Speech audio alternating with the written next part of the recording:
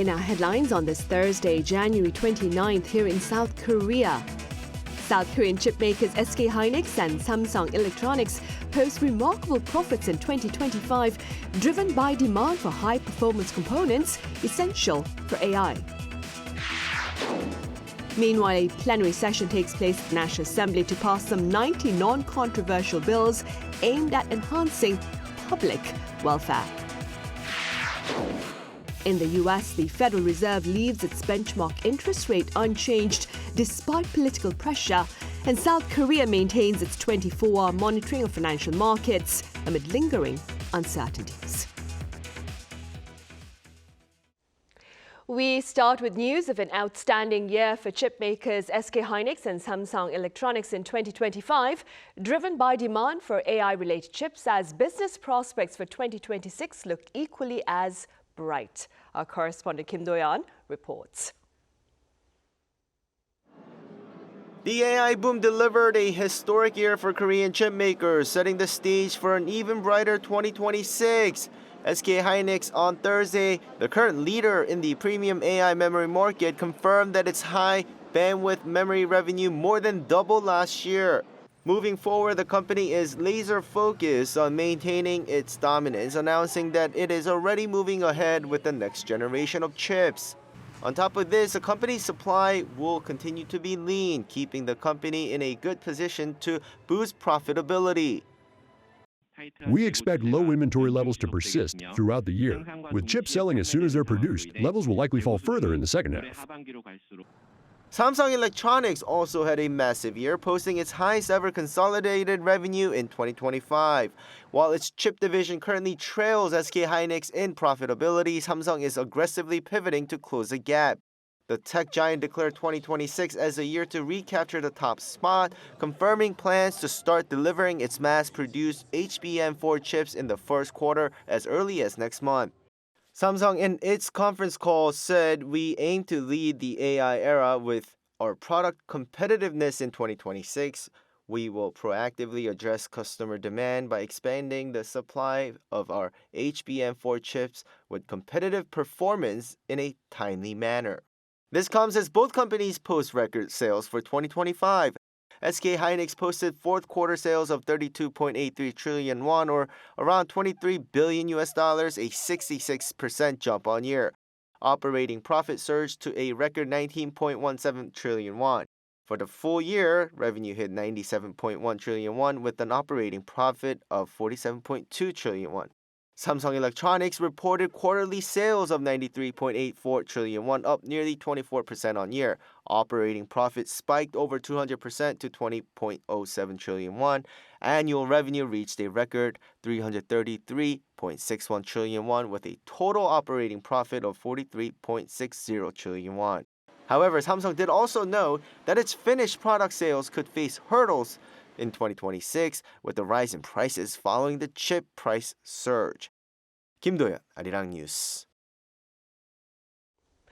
On the local political front, lawmakers across the aisle gathered at the parliament to pass dozens of non-controversial bills.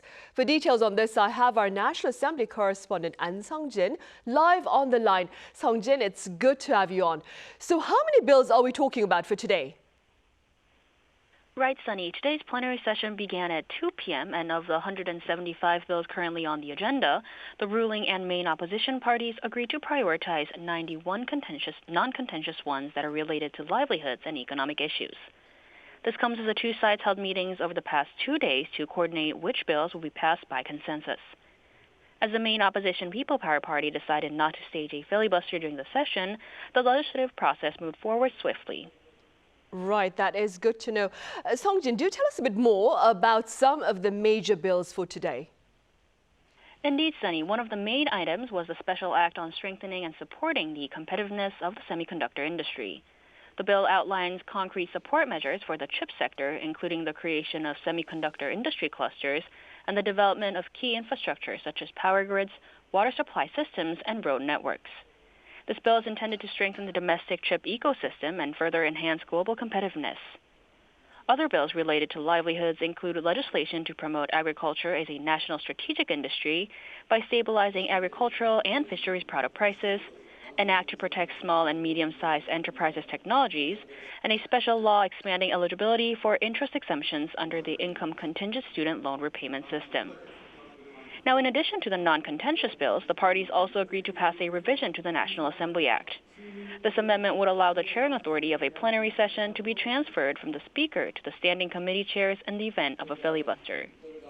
The amendment is to address procedural challenges and physical exhaustion that have arisen during past filibusters, where the Speaker or Vice Chairman of the National Assembly had to preside over filibusters due to extended sessions. With the amendment's passage, standing committee chairs will be able to preside over plenary sessions during filibusters, easing the burden on the Assembly's leadership. That will be the latest on the National Assembly. All right, Sunjae, thank you for that coverage. That was our Sunjae speaking with the latest from the National Assembly. Meanwhile, U.S. Treasury Secretary Scott Bessent has reaffirmed the claim that the South Korean parliament is to blame for the current challenge to the Korea-U.S. trade deal. Our Moon Hye-ryun has the latest. U.S. Treasury Secretary Scott Bessent has made clear that there will be no trade deal with South Korea until the National Assembly formally ratifies it, reinforcing pressure from the Trump administration over stalled legislative approval in Seoul. In an interview with CNBC on Wednesday, Bessent said the South Korean parliament has not passed the trade deal, so there is no trade deal until they ratify it, adding that it would be helpful if things moved along. His remarks refer to South Korea's pending special law on U.S.-bound investment, which Washington sees as a key condition for finalizing the agreement. The comments follow President Donald Trump's warning this week that tariffs on South Korean goods could rise from 15% to 25%, citing the National Assembly's failure to legislate what he called a great deal. Trump later signaled some flexibility, saying the two sides would work something out, raising the possibility that the tariff hike could be delayed or suspended. The Blue House says Washington's frustration is focused squarely on legislative delays, not on Seoul's willingness to honor its commitments. Policy Chief Kim Yong-bum told reporters the U.S. understands that investment projects cannot begin until the special law is passed, but believes the process has moved more slowly than expected. Kim said the government will press lawmakers to accelerate the bill in February, while also explaining to Washington that Seoul is taking steps to prevent further delays. He added that officials are exploring ways to conduct preliminary reviews of investment projects so implementation can begin immediately once the law is approved. Diplomatic channels are also intensifying, with Industry Minister Kim Jong-wan traveling to Washington to meet U.S. Commerce Secretary Howard Lutnick and other senior officials to clarify South Korea's position. For now, both sides appear to be keeping negotiations open. Moon Hye-ryun, Arirang News. In other news, the U.S. Federal Reserve has decided to maintain its benchmark interest rate at its current level despite pressure from the Trump administration. Our Sunjae covers its latest decision. The U.S. Federal Reserve has kept its benchmark interest rate unchanged, pushing back against continued pressure from President Donald Trump to cut borrowing costs and underscoring the central bank's independence. At the conclusion of its two-day Federal Open Market Committee meeting on Wednesday, the Fed voted to maintain its policy rate in the 3.5 to 3.75% range. The decision follows 3 consecutive rate cuts since September. The rate freeze means the interest rate gap between South Korea and the higher end of the U.S. rates is 1.25 percentage points. 10 of the Fed's 12 voting members, including Chairman Jerome Powell, supported the decision to pause the cuts. 2 officials, Stephen Moran and Christopher Waller, dissented, calling instead for a 0.25 percentage point rate cut. Speaking at a press conference, Powell said the current policy stance remains appropriate. In support of our goals, today the Federal Open Market Committee decided to leave our policy rate unchanged. Having lowered our policy rate by 75 basis points over the course of our previous 3 meetings, we see the current stance of monetary policy as appropriate to promote progress toward both our maximum employment and 2% inflation goals. The decision comes amid heightened political pressure on the central bank. Powell recently disclosed that he is under investigation related to his congressional testimony last year and the Fed's building renovation project. He has suggested the scrutiny reflects tensions stemming from the Fed's refusal to set interest rates based on political preferences. While declining to address politically charged questions directly, Powell stressed the importance of central bank independence, reaffirming that monetary policy decisions are driven by economic data and long-term stability rather than external pressure. Lee Sunjae, Arirang News. In related news, the government here is maintaining its 24-hour monitoring mechanism for financial markets in light of the growing presence of external risk factors. Our Eun-jin reports. South Korea's Deputy Prime Minister and Minister of Economy and Finance Koo Yoon-chol says that given current global uncertainties, the government and relevant agencies plan to continue the operation of a 24-hour monitoring system of the financial market. The statement was made during a meeting of finance-related officials on Thursday, following the U.S. Federal Reserve's decision to freeze its benchmark interest rate at the current 3.50 to 3.75% range. Given global uncertainties, such as concerns over a potential U.S. federal government shutdown, the unpredictability of tariff policies, and geopolitical factors, the government will keep a close watch on external conditions and maintain a 24-hour monitoring system while closely coordinating with relevant institutions, including the Bank of Korea and the Financial Supervisory Service. However, Minister Koo highlighted that the domestic financial market is generally showing a stable outlook, with the stock markets, supported by foreign investor net purchases, continuing to record their highest stock index gains compared to major countries. Adding that government bond yields, which had risen due to factors such as the sharp increase in Japanese interest rates, are also gradually stabilizing. The government plans to push for fundamental improvements in industrial competitiveness and will continue to strengthen the structure of the capital market, which includes the launch of a 30 trillion won National Growth Fund this year. Aiming to usher in an era of premium Korea, the government will boldly support national strategic industry development and the transformations of the artificial intelligence and green transition paradigm. These efforts will be backed with regulatory improvements as the government moves to actively push for tax law revisions in the February National Assembly session. Eun-jin, Arirang News.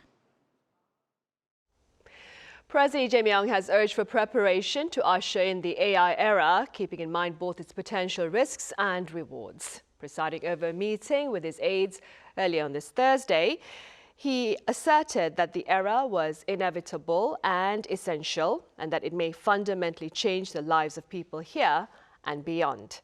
Now, South Korea enacted its AI Basic Act last week to ensure its safe application and development.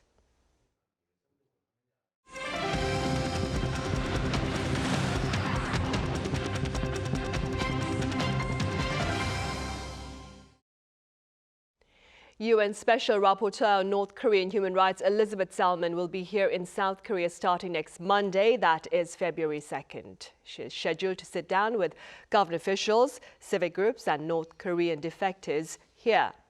A press conference is also set to take place on the final day of her visit, that is Friday. This marks her third visit to Seoul since her appointment in 2022. A renowned Buddhist monk is serving to remind us about the importance of a grateful and mindful approach to cooking and eating. Our culture correspondent Park Kon-woo had the pleasure of sitting down with her. Venerable Sunjae, a Buddhist monk and contestant on the global Netflix hit Culinary Class Wars, says temple food healed the liver disease that had pushed her to the brink of death. Temple food traditionally excludes ingredients like garlic and focuses on balance to promote long and healthy lives. This wisdom resonates with people overseas, making it appealing to global tastes. When preparing side dishes, homegrown ingredients that have endured harsh weather and intentionally limited watering are chosen, believing they hold richer nutrients. From fresh fruit to Napa cabbage, zucchini and winter spinach, every ingredient is treated with gratitude and nothing is wasted. You shouldn't throw away even a single leaf. Someone who doesn't understand the value of agriculture cannot truly be a practitioner. As much as possible is kept, and even the water to blanch vegetables is reused, believing every part carries life. People who cook are doctors, and that's why cooking is difficult. They must save not only the human body, but the life of nature as well, because we live only when nature lives. Scooping out zucchinis with a spoon, a method she says helps braise them more evenly, was another small but meaningful lesson. What's served up are stir-fried walnuts glazed with traditional Korean syrup, tofu braised in soy sauce aged for over 6 decades, white kimchi made from homegrown cabbage, and many more. Now it's time to eat, but with rituals. Beginning with the sound of Sunjae's traditional Korean Buddhist wooden clapper, bowls are cleansed with water, and only as much food as can be eaten should be taken, as leaving leftovers is strictly avoided. The meal can take over an hour as you keep praying to appreciate the food served on the table. I offer a prayer of gratitude to my ancestors, to everyone whose efforts brought this food to me, and to the lives of nature. A cabbage does not grow on its own. It holds the soil, water, wind, and sunlight within it. Through that gratitude, I reflect inward on all the connections that made my life possible. 말씀하신 것처럼 여러 가지 한식의 어떤 지혜 같은 게 많이 담겨져 있고 그 세계로 뻗어나가는 데 있어서 그럼 스님의 역할은 앞으로 어떤 게 있다고 보십니까? Though our ancestors didn't use scientific or medical terms and spoke in symbolic ways, that doesn't mean their wisdom should be ignored. Korean food has long been made with the mindset of medicine. I hope this wisdom is preserved, understood, and shared without losing its roots. And through food, a universal language, Venerable Sunjae emphasizes the importance of living in peace, not only with one another, but with all forms of life, including the earth, water, wind, and sunlight. Park Gon-woo, Arirang News. Right, and beyond borders, we tell you about the power of culinary connections between South Korea and France through bibimbap. Our senior correspondent Oh Soo-young reports from Paris. This gourmet bibimbap, topped with Bordeaux caviar and fresh tuna, gives a taste of how Korean food in France has entered the structures of fine dining in the gastronomic capital. It's a creation by Korean-born French chef Pierre Sang-boyer, who rose to fame on TV show Top Chef 15 years ago. My first challenge is to be a chef in a capital of gastronomy, you know. Right. Was not easy, you know, because I think the taste of French people are quite different, but they're sharing the same value than Korea. Value to be together, value about supplier, value about diversity. Adopted in France at the age of 7, Boyer later trained in classical French gastronomy. He worked in prestigious kitchens in Seoul, London and New York before establishing his own series of fine dining restaurants in Paris. One much-loved menu item is bibimbap, inspired by his Korean wife and their children's love for this iconic dish. And how many bibimbaps are you selling per day? And I have the chance to have 6 restaurants in Paris, and we're selling more than 4,000 bibimbap a day. But this is no ordinary bibimbap. So we decided to do like a bibimbap with the rice of Korea. We had some green lentils, some product from my place in Auvergne, and we had some eggs and some French twist. I mean, like lentils, we mix with some kimchi and use some raw ingredients and some seasonal product. His classically French emphasis on ingredients and origin mirrors the chef's own life trajectory. His adoption in France and his community, and his evolving bond with Korean culture, now through his family, inspires his food.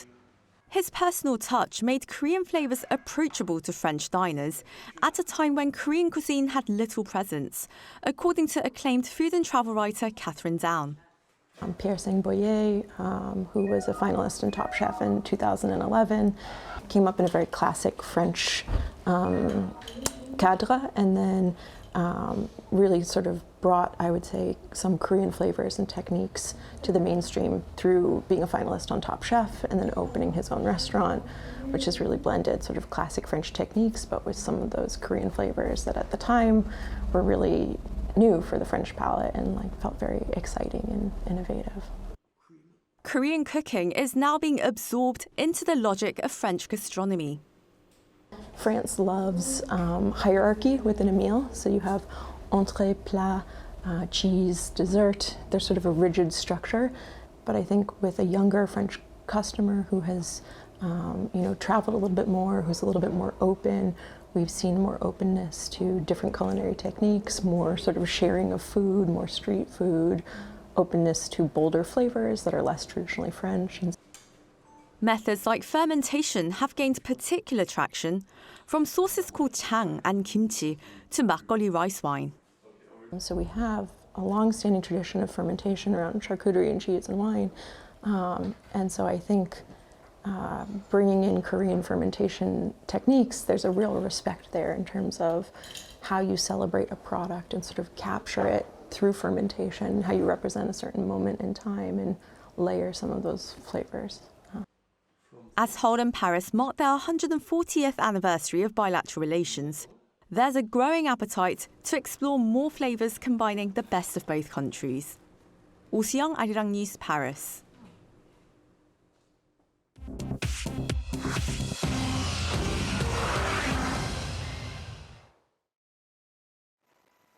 This is The World Now, bringing you everything you need to know from around the globe. U.S. President Donald Trump on Wednesday warned Iran to accept a nuclear deal or face a far more devastating U.S. attack as American warships moved closer to the country.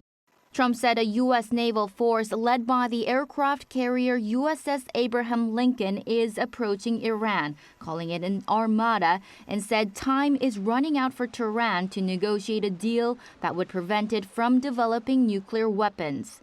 Trump said his previous warning to Iran was followed by military strikes last June and warned that the next attack would be, quote, far worse. Iran responded by saying any U.S. military action would trigger Iranian strikes against the United States, Israel, and their supporters. Iranian Foreign Minister Abbas Araghchi said Iran's armed forces are ready to immediately respond to any aggression, while adding Tehran remains open to a fair nuclear deal that guarantees no nuclear weapons. In India, a charter plane crash on Wednesday killed Ajit Pawar, the Deputy Chief Minister of India's Maharashtra state. The Learjet 45 went down in an open field near the city of Baramati while attempting an emergency landing. It burst into flames, killing Pawar, 2 staff members, and 2 crew. Witnesses at the scene reported a series of explosions that prevented rescuers from approaching the burning wreckage. Pawar was traveling from Mumbai to campaign for local elections when the disaster occurred. U.S. multinational tech firm Amazon announced job cuts on Wednesday, affecting 16,000 corporate employees in a massive restructuring move to replace human workers with generative artificial intelligence. This second round of layoffs in just 3 months brings the total number of corporate job cuts to 30,000.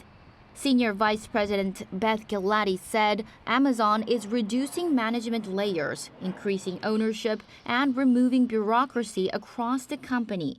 The company did not say which teams or locations will be affected, but the latest cut is to affect nearly 10% of Amazon's corporate workforce. Amazon said U.S.-based employees will have 90 days to seek internal roles, and those who do not transition will receive severance pay, health insurance, and job placement support. Chu Ji-hyun, Arirang News.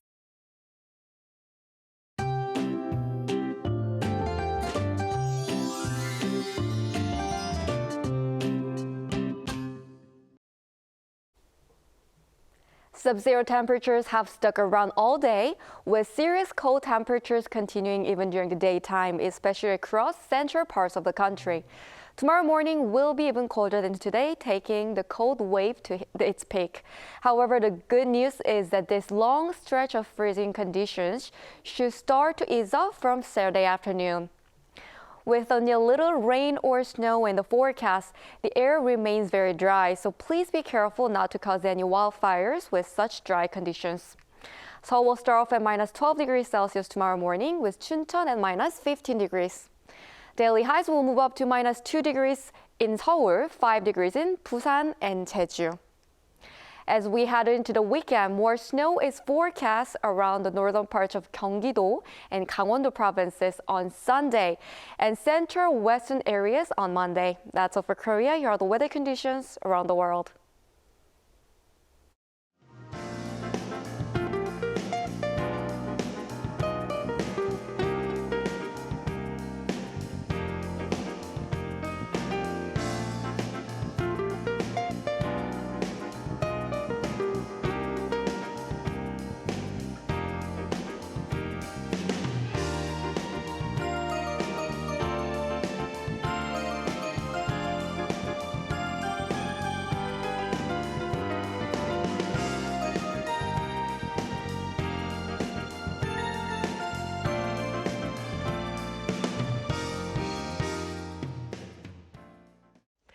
Those are the headlines at this hour here in South Korea. Thank you for watching. Coming up right after this break is our daily panel session.